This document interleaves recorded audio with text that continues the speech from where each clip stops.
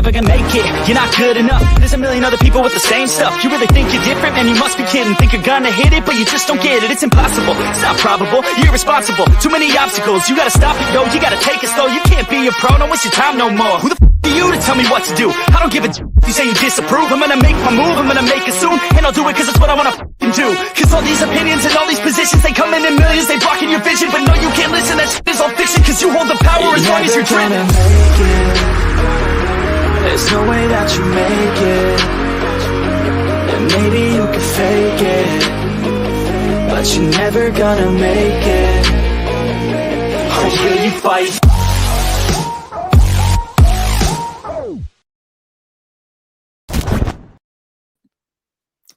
Hello and welcome to a Game Day from the UK, another Miami Heat UK live pre-game streaming show here today to preview tonight's match against the Philadelphia 76ers.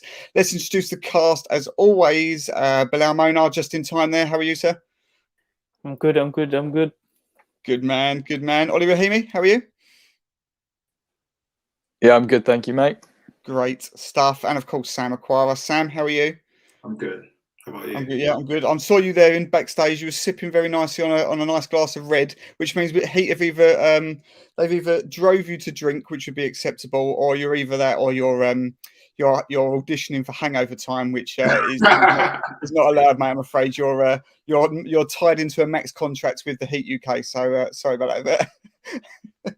Anyway, guys, if you are listening on the Twitter feed, appreciate you all. Thank you very much for joining. We know a lot more people watch on the Twitter feed rather than the YouTube channel. But tonight, when we come into tonight's game, this is going to be a tough one. We're struggling for optimism here against the Sixers tonight. So we're asking everybody's help. If you've got something that you're optimistic about tonight's game, hop over to the YouTube channel because we're going to, and put in your comments because we will feature them. I can't see or hear anything that's said on the Twitter feed. So try and get over to Miami Heat UK TV on YouTube if you can. Anyway, guys, before we come on to the fun and games that will be the Sixers game tonight, let's reflect on the Cavs game as we always do. Ollie, I'm going to start with you. And the reason why I'm going to start with you is because during the preview game against Cleveland, I asked the question, does anybody fear the Cleveland Cavaliers as a first round matchup? And we all did, except you, who dismissed them.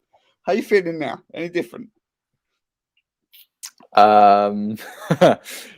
Yeah, no, not really. I stand by what I said in that I don't think that they're a brilliant playoff team. In the regular season with half of our team down, yeah, I mean, they're always going to pose problems because, like we've talked about before, they're quick, they're long, they're really athletic, and they're good defensively.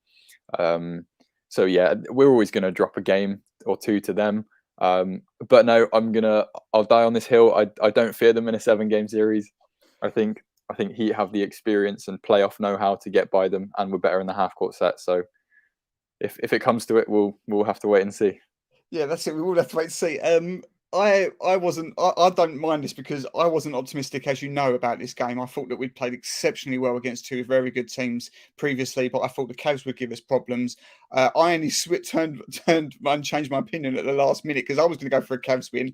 I turned because everybody else decided it was going to be a Heat win, so I decided to ride on your optimism, on your wave of optimism.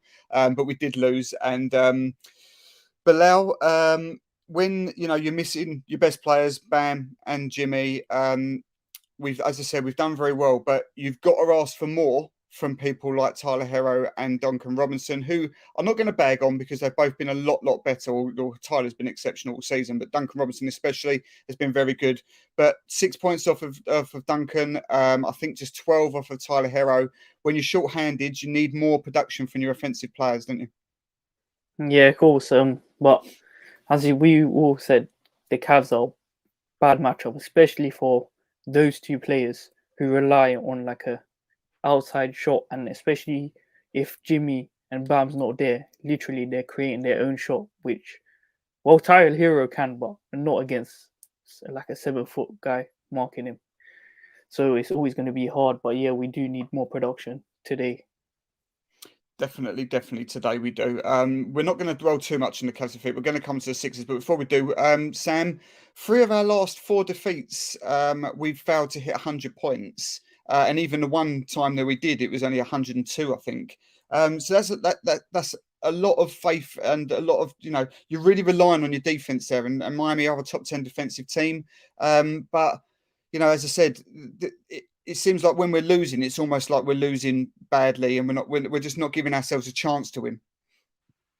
Yeah, I do get that, but we need to remember the sort of circumstances. So just looking at it on paper, it does look bad and it is bad, but we need to remember that Bam's been out for a while. Jimmy Butler's in and out due to the tailbone injury.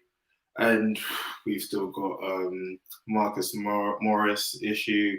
It's a beaten down team, and unsurprisingly, we dealt with this last year. We dealt with this the year before, and this is just something that we need to get used to. But at the same time, we shouldn't really overreact. If that makes any sense. Well, this is what we say every time, isn't it? Don't get too excited with the wins. Don't get too down on the defeats. And we seem to do it anyway. We ride the optimism when we're doing well, and we take it hard when we get defeats. But just summing up on those last few games, when Jimmy got injured again and re-aggravated this tailbone injury that he's got, we looked at those games and thought, right, Bucks defeat, Bulls defeat. Doesn't matter how short-handed they were. Cavs probably defeat, and then you come onto the Sixers. Probably defeat, and then the schedule starts to soften up. The fact that we've already nicked 2 of those games with W's is encouraging, so we can't be too hard on them. Let's come on to tonight's game anyway before we go any further. So, yes, as we all know, no Jimmy, no Bam, no Morris, no Oladipo, no Tyler Hero, no Caleb Martin. Ollie, this is no exaggeration. That's probably 80, 85 points of offense that you're missing from your team. How on earth do we get to any sort of offensive threat here to take some sort of win here? I don't necessarily think that it sort of tends to be the theme with the Heat. I think defense is going to be how we win this game if we are going to win it. Like you said, we're losing a chunk of our offense with those guys being out. Kyle and PJ have been shooting it really well recently, but you can't necessarily rely on them to both put up 30 a night. And then looking down the rest of the guys that are fit and active, there's nobody there that will really, drop you 25 plus, especially off the bench. So, yeah, I think it's just going to be toughness. Same games as same as how we played against Chicago and Milwaukee. Just grit, grinding it, sort of classic Miami way. If we lose, we lose. But to have gone that 4-game stretch at 500, I think we probably would have all taken that, considering all the injuries and stuff beforehand. Yeah, definitely. And you've used the right sort of words, the words that we're going to expect to hear tonight. We're going to hear these words from people like Tucker and Dedmon and Spoelstra and etc. They're going to the grit, the determination, the grind. This is what this team is about. There's no one in that locker room that will go into tonight's game thinking they've lost for sure. But Bilal, we're going to have to live. It's almost like live and die by the 3 tonight. The Sixers are not a good rebounding team. They're a slow team, as are Miami, to be fair. So I think tonight, if there's any success, it's going to have to come from Kyle, who's been shooting the 3 very well. Duncan's got to light up because, as Ollie just said, after then, I know PJ Tucker put up some good numbers last night, but that's an anomaly. After that, you're relying on people like Strus and Vincent to give you some sort of offense, aren't you? Otherwise, where does it come from? Yeah, I have a strange feeling that Vincent will go off today. But like Ollie said, it's not looking good because we're not expected to have 2-way basically guys. So even though they're not 2-ways, there were 2-ways last year, so we can't be relying on them on offense. And if Embiid is playing, then defensively, I don't know who's going to check up Embiid. It's just going to be ugly. Yeah, it is. So it seems like obviously it's going to be, if it's going to be a win, it's going to be a low scoring game because it's got to be one on defense, Sam, hasn't it? As we've just highlighted there. Probably the most, Dedmon, to be honest, Dedmon's got to be, it is going to be key to this because we expect Joel Embiid to play. It was a game time decision. He was warmed up for the last game, didn't play, which suggests that he probably will tonight.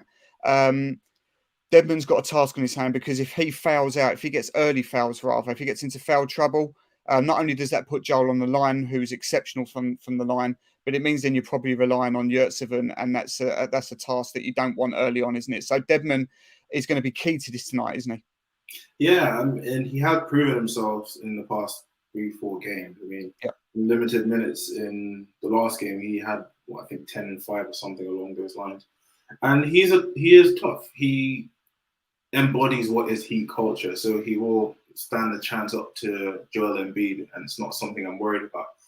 But I would like to give Yurtseven some reps. One of the few things I've enjoyed over the past few games is seeing the next man up step up, and the minutes was, even if it's like limited minutes from like Garrett, and we're seeing what KZ's been able to do. And why this is the perfect time where we're short manned and we just have the opportunity to give these guys a reps ahead of the playoffs and when it's like really meaningful. So if Spoken squeeze in some meaningful Yurts minutes, I'm happy for it.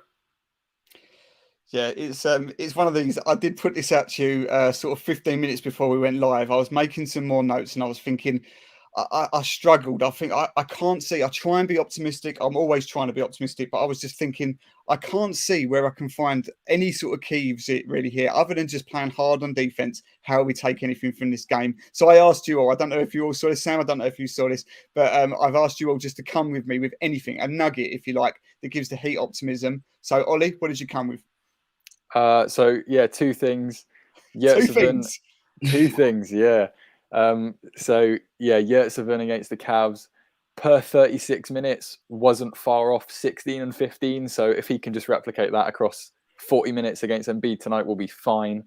And also PJ and Kyle just shot the ball really well. And if that can happen again, then great. So yeah, gonna die on the optimism.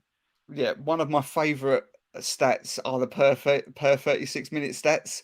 They're brilliant because they're so distorted. I remember going back last year sometime. I think it was the beginning of the last year, and remember that sort of spell that Chris Silver had, where he was coming on for like 5 or 6 minutes and just balling out with 2 steals and 6 points and 5 rebounds and about 9 fouls.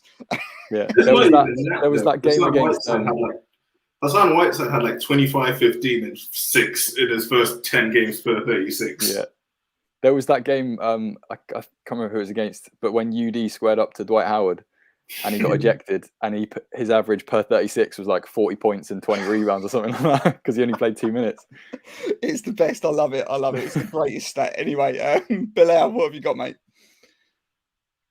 Yeah, I was going to touch up on PJ Tucker's overall play.